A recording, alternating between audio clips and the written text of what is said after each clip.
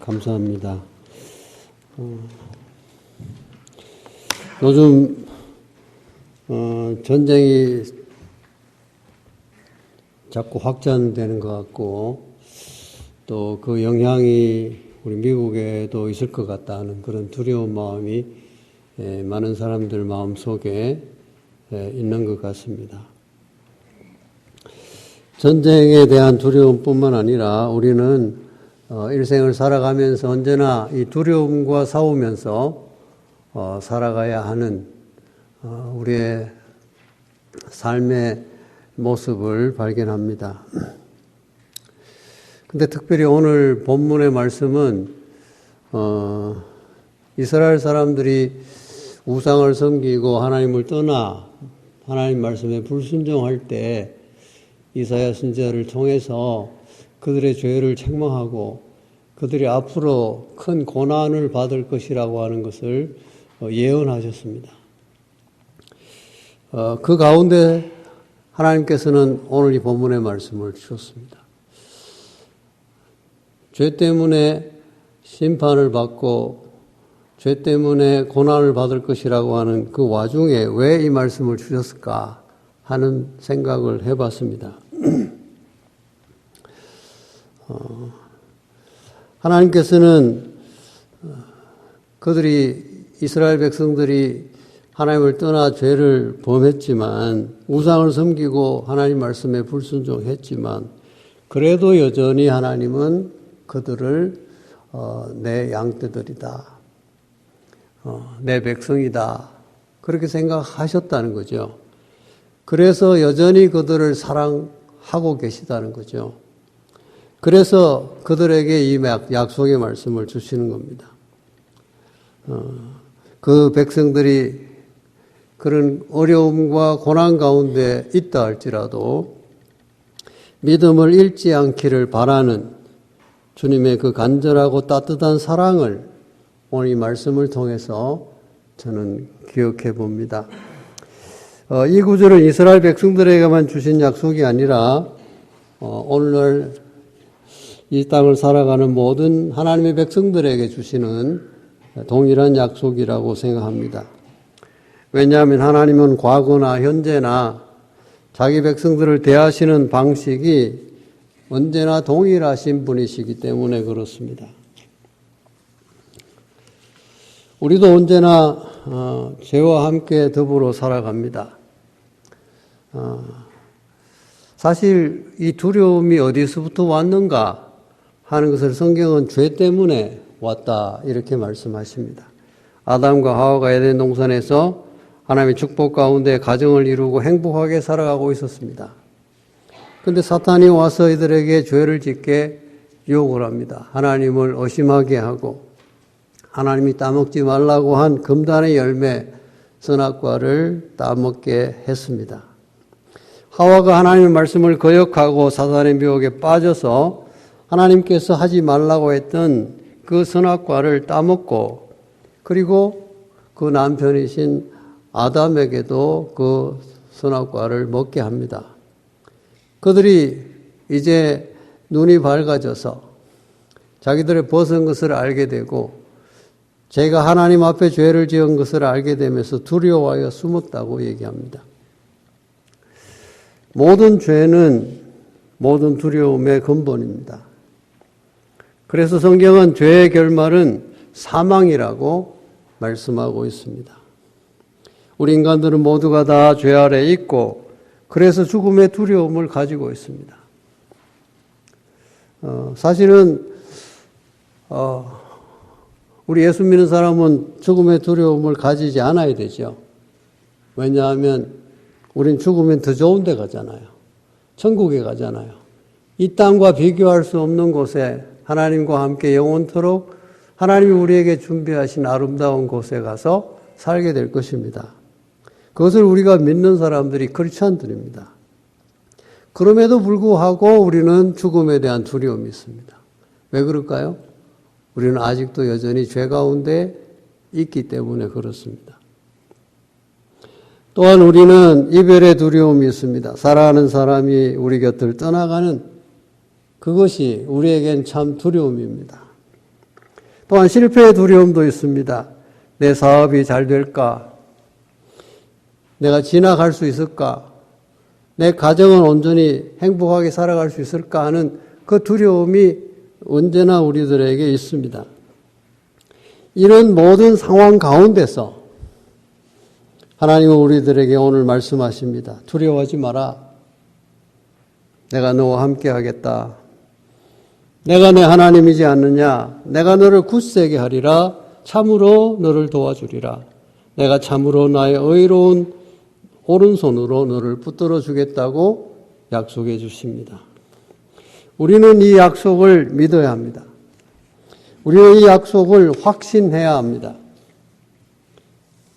우리가 두려움을 극복하려면 무엇보다도 멘탈이 강해야 됩니다. 골프 용어 중에 보면 ips라는 게 있어요. 이것이 플레이하는 중에 극도로 스트레스가 오면 팔과 손과 어깨가 경직되죠. 그래서 실수하는 그런 불안 정세를 일컫는 말입니다. 특히 많은 상금이 걸려있는 경기에서 선두를 다투는 선수들이 ip스 때문에 아주 짧은 퍼팅을 실수해서 그만 수십만 불, 때로는 100만 불이 넘는 돈을 잃어버리는 경우도 있습니다. 크리스찬에게도 강한 신앙적 멘탈이 필요합니다. 그래야 신앙적인 입술을 극복할 수 있기 때문입니다. 그러려면 무엇보다도 하나님을 전적으로 신뢰하는 믿음을 길러야 합니다. 오늘 본문은 우리에게 말씀하십니다. 두려워하지 말라 말씀하십니다. 이 두려워하지는 말라는 말씀이 성경에 365회 기록되었다고 합니다. 그 말은 저는 이렇게 해석해 봅니다. 우리가 1년에 365일이잖아요. 그러니까 날마다 필요한 말씀이다. 그렇게 저는 해석합니다.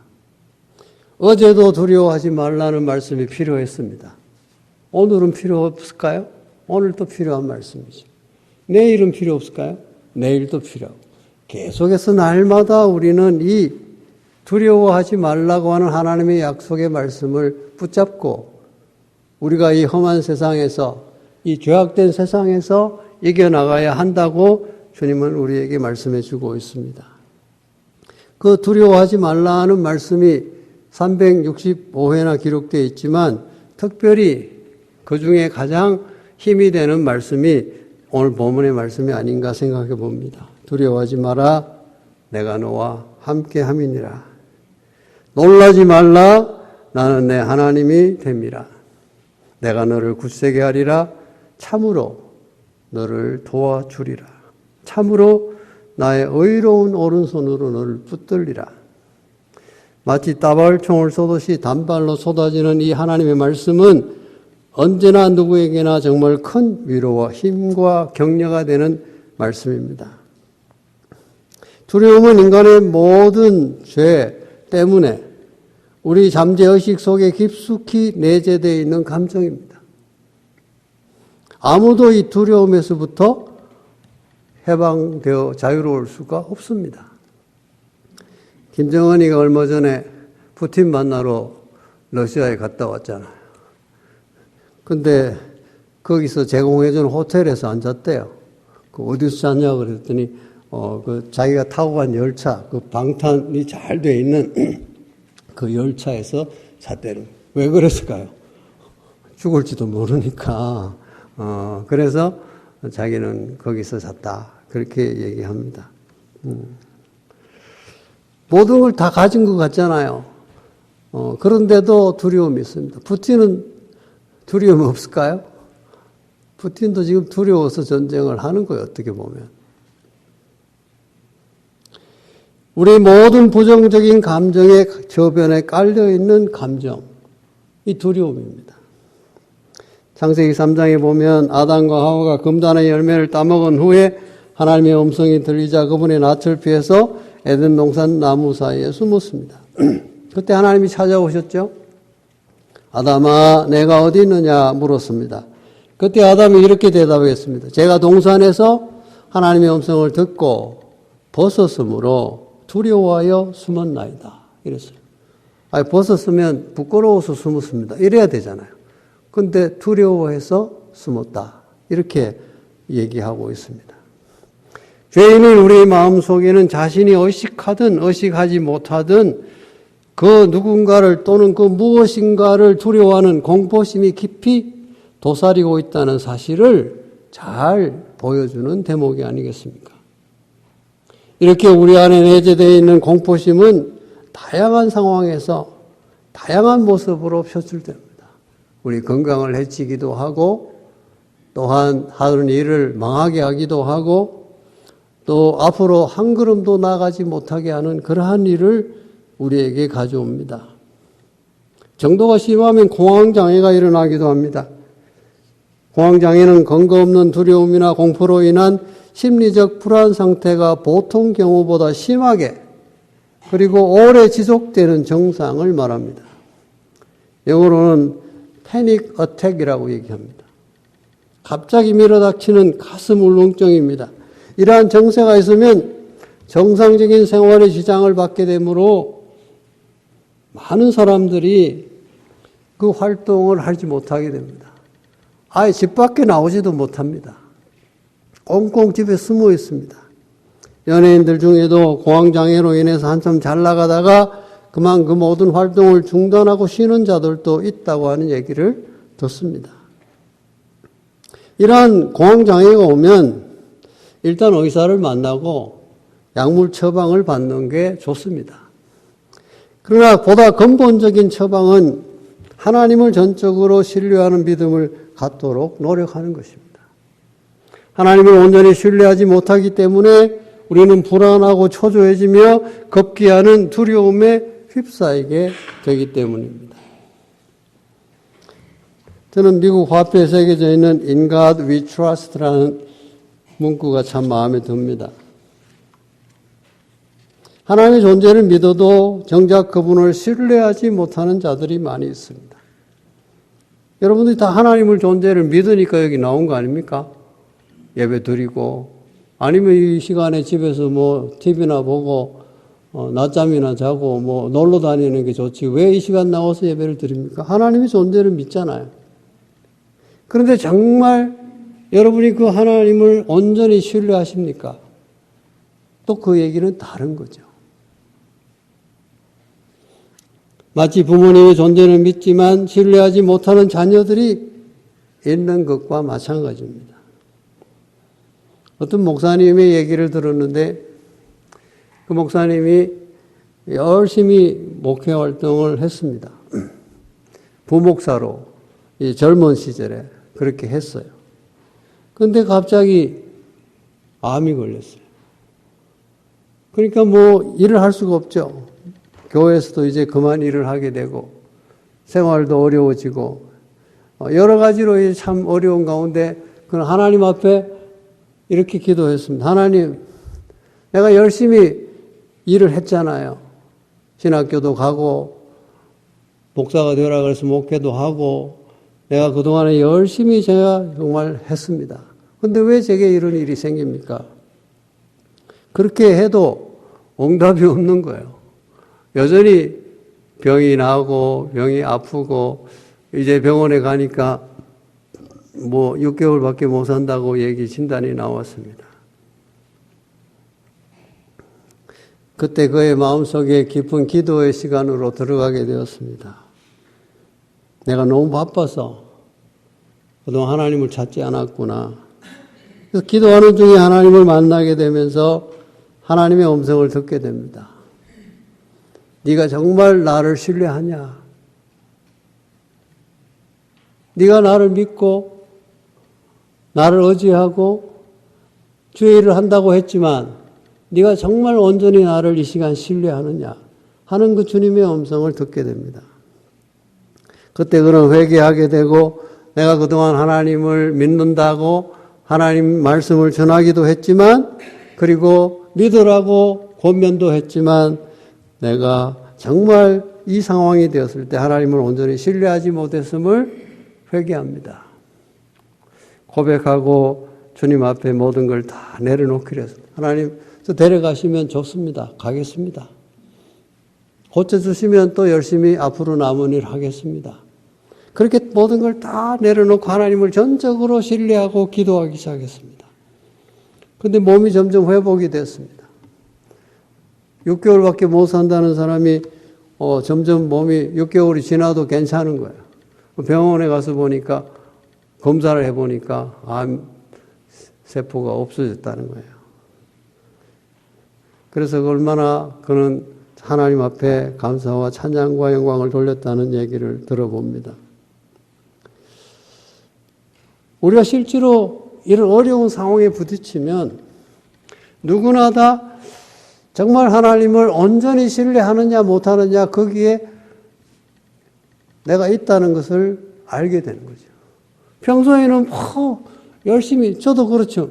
열심히 설교하고 열심히 신앙생활 잘 하세요. 그렇게 목회를 열심히 했어요. 자, 그런데 정작 어려운 일이 생겼을 때 내가 그 하나님을 온전히 신뢰하고 모든 걸 맡길 수 있느냐 하는 것은 또 다른 얘기더라는 거죠. 저도 목회하면서 어려운 일이 있을 때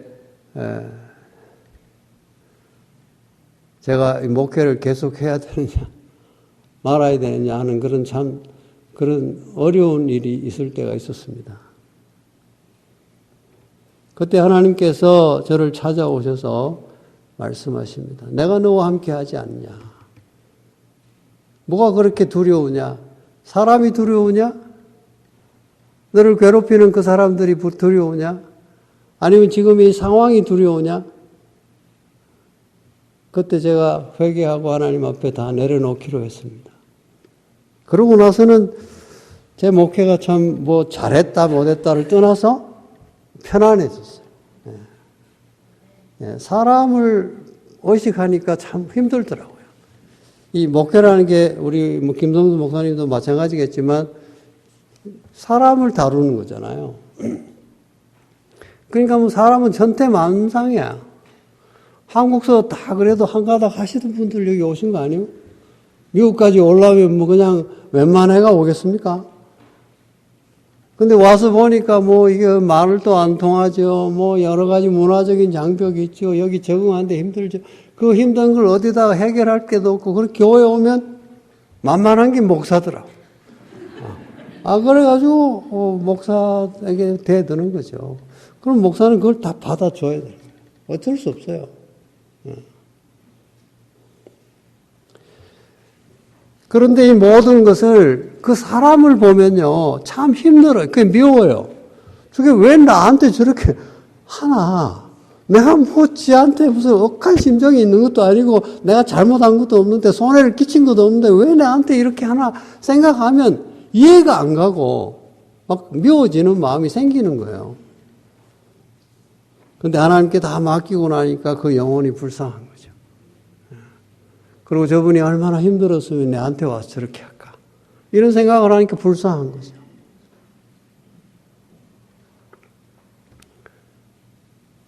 여호수아가 모세의 뒤를 이어서 이스라엘의 지도자로 세움을 받았을 때 심리적으로 무척 떨리고 두려웠을 것이라고 짐작합니다.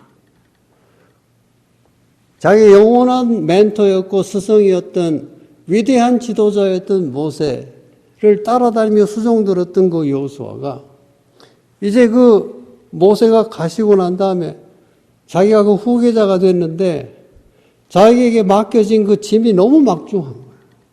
그 수많은 대군들을 이끌고 이제 가나안 땅에 들어가야 되는데 그 앞에 여리고성이 있어요. 요단강을 건너가야 돼요. 이 모든 일을 하겠다고 생각을 해보니까 감당이 안 되는 거죠. 두려운 마음이 있었습니다. 그때 하나님께서 여호수아를 찾아오셨습니다. 여호수아 1장 7절 9절에 보면 이런 말씀이 있어요. 하나님께서 여호수아에게 이렇게 말씀하셨습니다. 오직 강하고 극히 담대하여 나의 종 모세가 내게 명령한 그 율법을 다 지켜 행하고 좌로나 우로나 치우치지 마라. 그리하면 내가 어디로 가든지 형통하리니 내 하나님 여호와가 너와 함께 하느니라. 여호수아는 다른 말이 다 필요 없었어요. 하나님이 모세와 함께 했던 그 위대한 모세와 함께 하셨던 그 하나님께서 나와 함께 해주시겠다고 약속해 주니까 벌떡 일어나서 그 이스라엘 백성들을 이끌고 가나안 땅에 들어갈 수 있습니다. 두려워 말라는 말씀과 짝을 이루는 말씀을 오늘 그 말씀 가운데 찾아볼 수 있습니다. 이게 담대하라는 말씀이에요. 하나님께서 이렇게 말씀하시는 거죠. 내가 있지 않냐, 내가 너의 뒷배가 되어 줄 테니까 심약한 자가 되지 말고 신앙의 배짱이 두둑한 강심장의 대장부가 되라고 말씀해 주시는 거죠. 우리가 살아가면서 때로는 여리고성과 같은 어려운 일에 멍청할 때가 있습니다. 그럴 때 두려운 마음이 생기는 겁니다. 병이 생긴다든지, 갑자기 사랑하는 부모가 떠난다든지, 사랑하는 아내가 정말 사경을 헤맨다든지, 자녀에게 문제가 생긴다든지 이럴 때 우리가 아무것도 도와줄 수 없어요. 기도할 수밖에 없어요. 이런 마음 속에 우리 속에 드는 또 다른 하나는 두려움입니다. 혹시 떠나가면 어떻게 되나?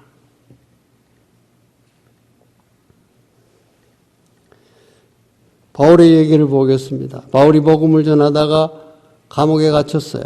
포로가 되었습니다. 바울은 재판을 받는 중에 로마 황제 가이사에게 청혼했습니다. 왜냐하면 로마 시민권자니까. 그 로마 군대의 인도하에 많은 다른 사람들과 함께 로마를 향해 배를 타고 가게 되었습니다. 바울과 함께한 사람들이 배를 타고 이동하던 중에 유라굴루라고 하는 엄청난 폭풍을 만나게 됩니다. 그들은 몇 날 며칠을 파도와 함께 실험했습니다.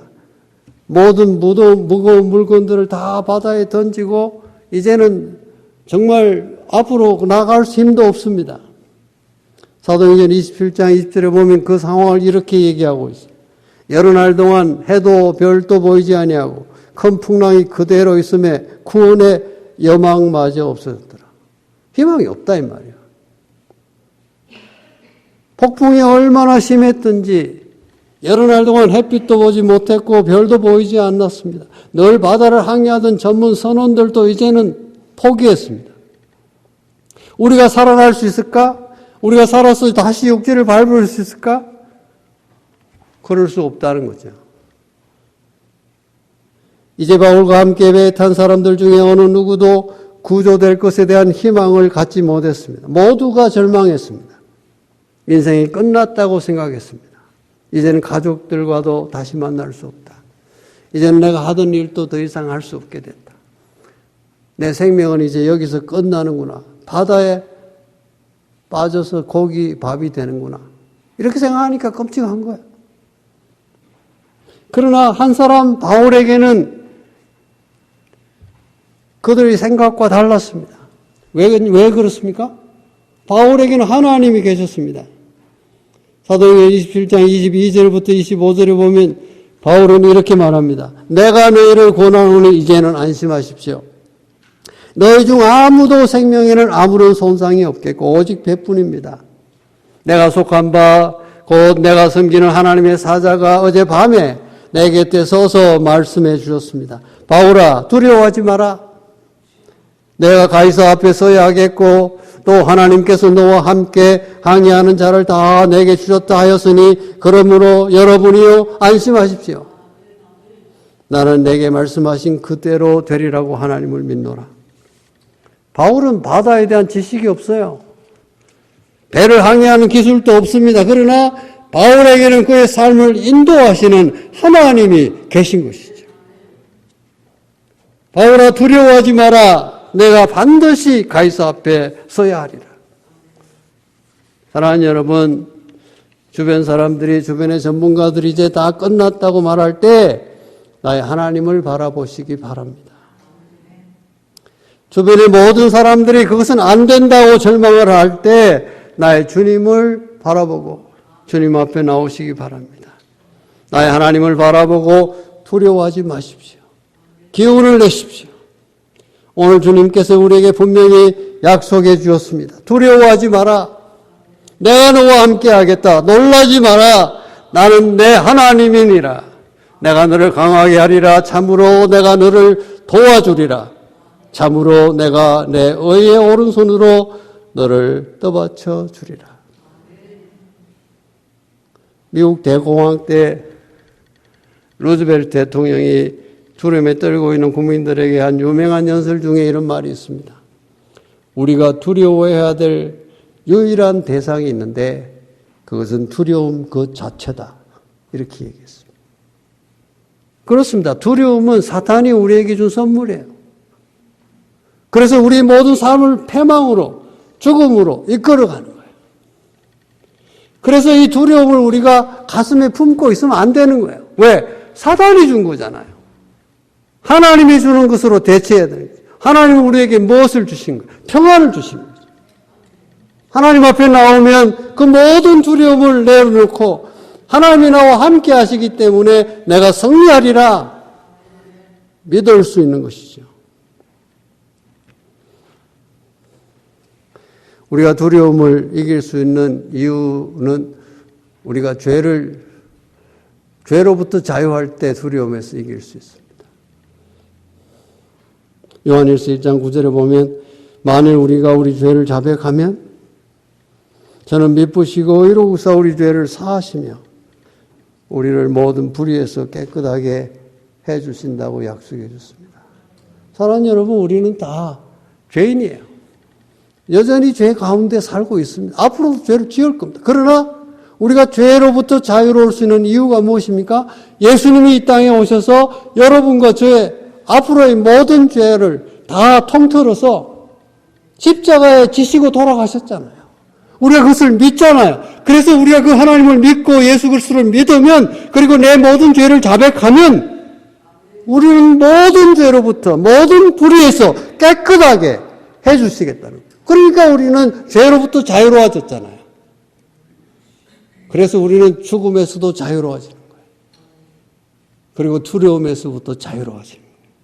링컨 대통령이 남북전쟁을 치를 때 그에게 용기를 주었던 말씀을 우리에게 남겨놨습니다. 시편 34편 4절입니다.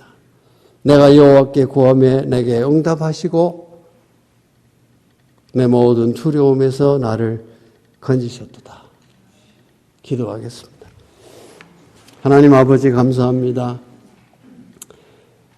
저희들은 죄인입니다. 두려워하며 살 수밖에 없는 존재들이지만 그러나 예수님을 보내주시고 우리 모든 죄를 사해 주시고 우리를 천국으로 인도해 주셔서 죄로부터 자유롭게 해주시고 구원 얻게 해주시고 두려움에서부터 자유롭게 해주셨습니다. 그런데 여전히 우리는 아직도 두려워하며 살고 있습니다.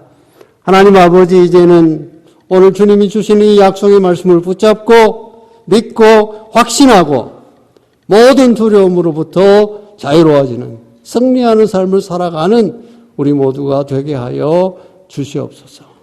감사하고 예수님 이름으로 기도드리옵나이다. 아멘.